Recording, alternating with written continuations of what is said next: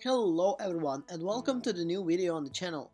Today we are going to talk about something that I really wanted for a long time, and for some reason our channel wasn't existing back then when this game actually originally was out. But now, since there is some hype in the community about this game and few free DLCs been coming since last year, I think that's the reason to talk about this game. Games about post-wars really have gained a lot of attention from me, especially those that have a huge historical background. AAA projects have always great graphics, but games for smaller companies always have something about it, little like a more spirit. Today's game is Holdfast, Nations at War. So before we dive deep into today's review about this interesting, really cool experience, I would like to ask you if you're subscribed to our channel, drop the like.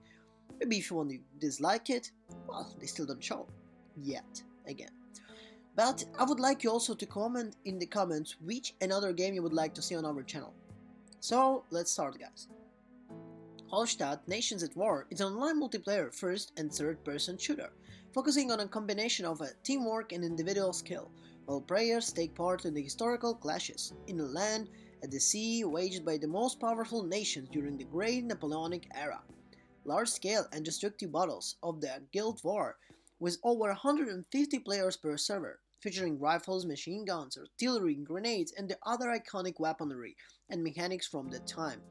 Machines roll swiftly from one to next, with a good number of rotating objectives and maps, sighting and holding forts and castle ruins, pushing bar of artillery front lines, at reach total of score, holding out against enemy onslaught before time expires, and so on. So we have a little of like 10 different variety objectives that you can play around. The role playing, as it does in the something like Sea of This and other like it, comes in through one of the little things that I really love about this game. For a start, Holdfast's weapons are enjoyable useless. The more standard classes like Line Infantry, Light Infantry, Grenadier, and Guards are mostly equipped with a musket, a detachable bayonet, and your bare fists. The gunpowder-based muskets are completely terrible at anything beyond medium range. I have a huge bullet drop and randomized speed, and take forever to reload between each round, and the melee system is, well, it's kind of wildly inaccurate, I would say.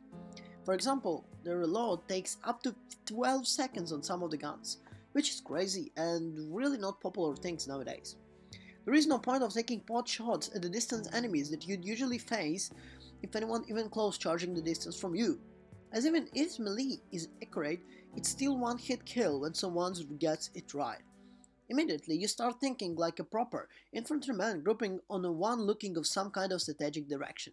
The Holdfast Nations is war, however, between 1,800 and 3,000 players for most for the day, with the weekend midweek peak around 3,500 players, which is quite good for a game that is such a niche one.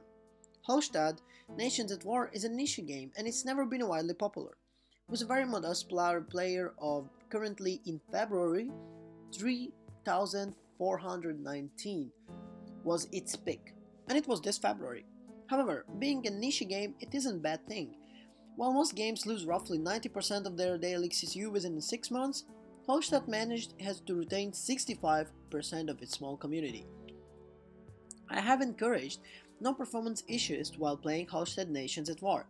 However, this to be expected as it was built from the ground up to support large-scale engagements of 150 players per lobby. While there have been some visual sacrifices required to ensure this fidelity, it was the right choice, and overall Holdfast Nations at War strikes a good balance between the looking pretty and performing well on a variety of hardware. The character models in the Holdfast Nations at War looks fantastic, to be honest, but the scenery has suffered the most is in regards of the compartments the developer were focused to mask the ensure stable performances on a wide array of hardware. It is not a bad looking game by any means, and with the maximum preset it's very pleasant to the eye.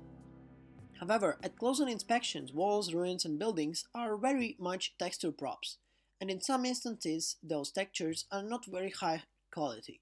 Holdfast Nations at War does not have character customization. In a sense, you can change how your characters appears, how they're looking like, or whatever it is. There are 21 classes to choose from, which of the most offering several uniform variations per faction, good thing to notice, this game doesn't have any pay to win and any cosmetical things that you can buy, which in my opinion is quite good in nowadays experience.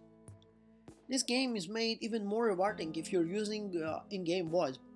Banter with your team and giving your thugs motivational speeches is all part of fun, and I feel that Hosted Nations of War is a game that many gamers would really enjoy if they could learn to tolerate slow-paced combat. If you're willing to be able to play in the servers from the other regions, the game is really good today. If it's not better, then it was released and will be able to provide access to most player services 24/7. However, most of these servers will be the new Frontliners WW1 DLC, which is currently what around 70% of the player base are playing. So kind of summarizing, the game is great if you're really willing to spend time enjoying in a slow-paced way. If you want, if you let's say have friends, like group of friends, like 5-10 people who would like to play the game together and enjoy it, this is the perfect game for you guys. Thank you everyone for watching this video. I hope it was informative for you and you found something cool about this game. I'll see you in the next one. Ciao!